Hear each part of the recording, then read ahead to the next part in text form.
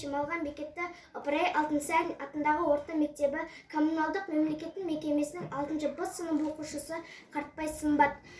Абай Құнанбайұлы өлеңі ғылым таппай мақтанба.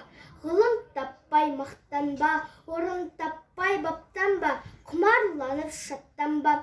Ойнап босқа күлуге, бес нәрседен қашық бол, бес нәрсеге асық бол. Адам болам десеңіз, түлең өмірің алдыңда, оған қайғы жесеңіз. Өсек, өтірік, мақтаншақ, еріншек, бекер мал шашпақ.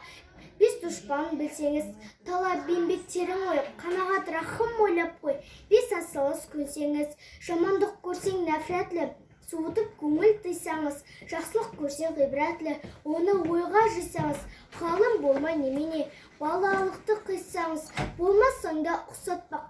Бір ғалымды көрсеңіз, ондай болмақ қайда деп, айтпа ғылым сүйсеңіз, сізге ғылым кім берер, жанбай жатып сөнсеңіз, дүниеде өзі, малда өзі, ғылымға көңіл берсеңіз.